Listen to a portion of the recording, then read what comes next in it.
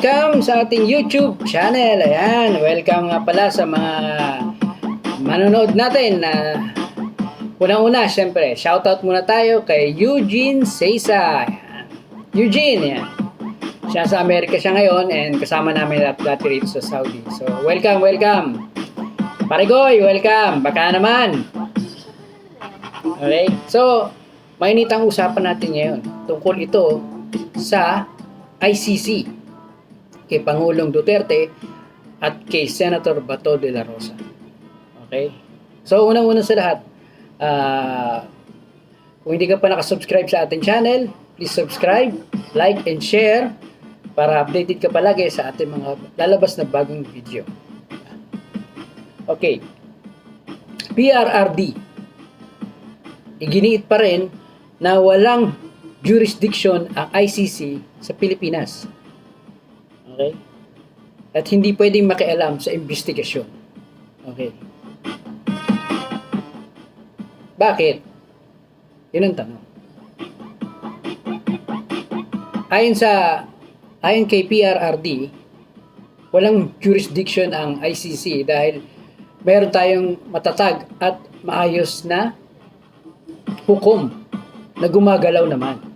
So bakit kailangan pa natin ng ICC para sila ang mag-imbestiga sa atin? Diba? Yun ay ayon kay sa ating dating Pangulong Rodrigo Duterte. Okay? Ayon naman kay Bato de la Rosa na nagsalita na ngayon, yan, mga bagong update yan, mga nagsalita siya ngayon. Sinabi niya na baka ito'y maging isang constitutional crisis. Constitutional crisis. Bakit maging constitutional crisis? Sino ba mga kasama sa inaakasuhan ng ICC? Yung iimbestigahan ng ICC. Diba? Si Pangulong Duterte, Bato de la Rosa, kasama pa yata si VP Sara, di ba? Si Pulong. Basta, marami pa eh. Basta yung mga gabinete rin ni Duterte noong araw. Wala tayong against sa ating dating Pangulong Duterte, no? Magaling siya at lahat sumusunod sa kanya. 'Di ba? Sinabi nga na noong araw kapanahonan ni PRRD, wala masyadong krimen, 'di ba? Siya nga nakapag-solve ng mga issue sa airport, 'di ba? Sa NAIA. Oh, kaya ang dami nga gustong ibalik si PRRD dahil ngayon talamak na ngayon yung ang nakawan sa NAIA, sa airport, 'di ba? Hindi organized. Pero nung panahon ni Duterte, Pangulong Duterte, organized ang NAIA, 'di ba? Isang salita niya na pag sinabi niyang walang gagawa niyan, tigil niyo yan dahil kung hindi, tanggal kayong lahat. Ibig sabihin nun, lahat. Simula sa maliit, mula doon sa siguro janitor, hanggang doon sa pinakaulo, tanggal kayong lahat. Kaya kinatatakutan ng araw, di ba? At maayos ang airport natin noon. Di ba? Tapos, yung mga pagpatay, mga krimen, parang hindi naman nung araw takot eh. Di ba?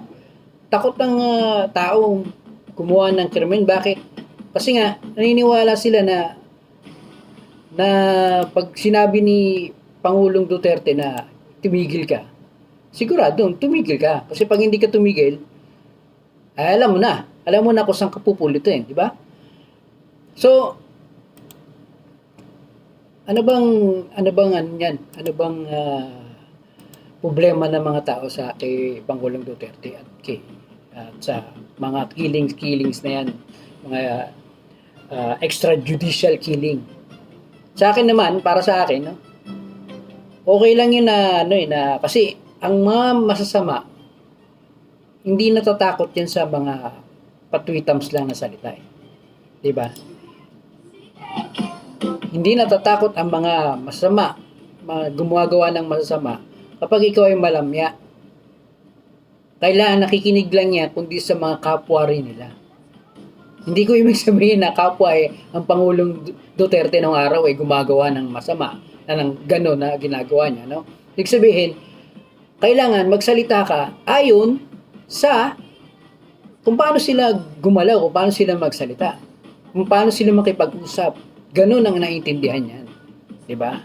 So, sabi nga na magiging constitutional crisis ito.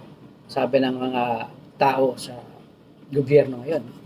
Yung ating mga mambabatas. Sabi ni Bato de la Rosa, well, maaari. Kasi baka magkagulo sila diyan. Pero sana naman lahat ay tulad nga sinasabi ko, kung magkakagulo sila diyan, wag nila lang gawin, unahin nila ang taong bayan, 'di ba? Unahin nila na maisaayos ang buhay ng taong bayan at wag yung mga ganyang mga sinasabi. Well, to be fair naman, ang ating marami rin kasing pagkukulang at pagkakamali.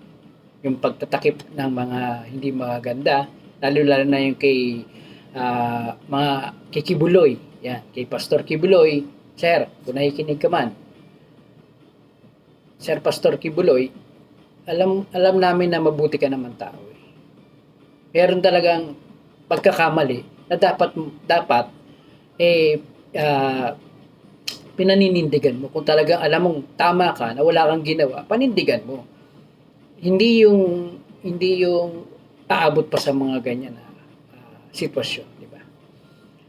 Well, okay, balik tayo sa ICC, no? Hindi nga daw magiging maganda ang takbo nito, sabi nga ni Senator Bato de la Rosa. At natatakot siya na maging constitutional crisis ito. Well, dapat maghanda sila. Maghanda dahil kailangan harapin nila ang ICC. Hindi nga, ang ating Pangulo, meron siyang salita. Okay? Subalit, yung isang salita ng ating Pangulo, yun meron ding tawag dito, hindi yun totally na pag sinabi niyang hindi. Kasi meron ibang mga bagay na hindi niya rin kontrolado. Lalo na yung mga foreign natin, yung mga ugnayan natin sa ibang bansa. Diba? Halimbawa, pag sinabi ng Pangulo na, huwag mong gawin yan, merong part dito na kailangan ng Pangulo na yes. Dahil kung hindi niya gagawin yon, mawawala naman ng tiwala sa atin yung ibang bansa naman, di ba? Yung mga foreign counterpart natin, kailangan natin na kailangan i-balance din ng Pangulo yung kanyang mga sasabihin. Mayroon siyang isang salita, tama yun. Oo, pag sinabi niyang walang makikialam, hindi siya makikialam. Ibig sabihin, hindi niya lang pakikialaman, pero hindi ibig sabihin na babawalan niya. Yun. Diba? Iba yung babawalan at iba yung pag sinabi mong hindi ko tututulan yan. Hindi ko tutulan, hindi ko babawalan. Meron mga bagay na hindi mo pwedeng sabihin totally na stop. Kasi hindi basta-basta ganun yun. Diba? Kung meron isang gumawa ng krimen, hindi pwedeng harangin ng Pangulo yun. Sabihin, sige, gumawa ng krimen yan. Paano naman yung Pangulo? Diba? Gumawa siya ng krimen, sabihin niya, hindi, pagtatakpan niya yun. Hindi po pwede. Ngayon, nasa tao na yun, kailangan i-depend niya yun. Ngayon, kung nasa tama naman siya, siguro naman papaboran siya ng ating Pangulo, diba? Ganun yun. Okay. So, sabi nga nila, magiging magulo ang usapang ito. Dahil baka umabot ito sa pagkakulong ng ating Pangulong Duterte. Huwag naman sana. May edad ng ating Pangulong Duterte, marami rin naman siya nagawa at naitulong sa ating bayan. Diba? So, pagdasal na lang natin na maging maayos ang ating Pangulo at itong ICC ay maging fair sa kanilang investigasyon at makita nila na kung ano ba ang punto ng ating Pangulong Duterte noon. Hindi naman extrajudicial killing Hindi naman siguro pinag-utos ito ng diretsyo na sinabi niya na ganun, 'di ba? Kaya wag tayong mag-judge kaagad sa ating Pangulong Duterte at sabihin ka agad na ito si Duterte masamang tao. Hindi ganun. Hindi ganun yun. Marami pa rin nagawang mabuti at naitulong ang ating Pangulong Duterte sa mamamayang Pilipino. Si Bato de la Rosa, ganun din. Marami rin naitulong yun sa ating bayan. Diba? Pero, sabi nga, maging mapagmatsyag din tayo. Hindi naman yung basta oo lang, oo. Ganun na ating Pangulo, nagsabi, tapos may niniwala ka agad. Hindi. Nasa sa'yo yun. Ikaw ang mag-judge, ikaw ang mag-unawa, ikaw ang mag-balance kung alin ba yung tatanggapin mo, tama ba yung ginawa o tama ba yung sinabi o hindi. So, lahat yan, kailangan intindihin nating maigi. Okay, salamat pala sa lahat, no? Hanggang dito na lang muna tayo. No? So, ipray na lang natin na maging maayos ang ating bayan. Magtulungan ang mga mambabatas, ang ating mga taong gobyerno na matulungan ang mga taong Pilipinas, lalo na kami mga OFW na nandito sa abroad, na sumusuporta at tumutulong sa ating bayan. Yung mga mamamayan, mga mahihirap na taong bayan natin na talagang kapos na sa hirap at taas ng mabilihin. Dapat yun ang inuuna nyo, hindi yung mga ganyan. Pero yung media yan. Diba? Ganun talaga yan. Wala tayong magagawa. At saka mayroong pagkakamali. So, kailangan na panindigan talaga. Yan. So, hanggang dito na lang muna tayo, ano? Okay. See you tomorrow. And, nga pala, ako sa mga kaibigan natin dyan, yan.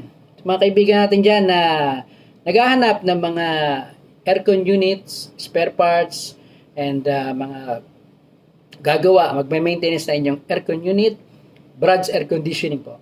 Meron po kaming company, business na naming ng aking brother na meron siyang business na Brad's Air Conditioning. Ang Brad's Air Conditioning po ay matatagpuan po sa Las Piñas. Ayan po. And meron po kami mga unit ng aircon, meron po kami maintenance, mga available spare parts sa mga nangangailangan po nito. Okay. Brad's Air Conditioning po, wag po natin kalilimutan. Ano? And syempre, isa pa. Sportio. Okay, ang Sportio po ay isa po ang ating brand. Yan po ang ating brand, ang aking brand po para sa aking business na merch. Meron po tayong merch na nilalabas po sa mga bags, shirts, caps. Marami po yan. Matatagpuan po natin yan sa Facebook. Makikita po natin yan. Hanapin po natin yung Sportio at meron po tayo. Nandun po yung mga product po natin. Yung mga merch po natin. Sportio po. Ayan po. Soon, balak na natin maging isang motorcycle brand din po ito na tatangkilikin ng ating mga motorista. Salamat po sa lahat. So, okay.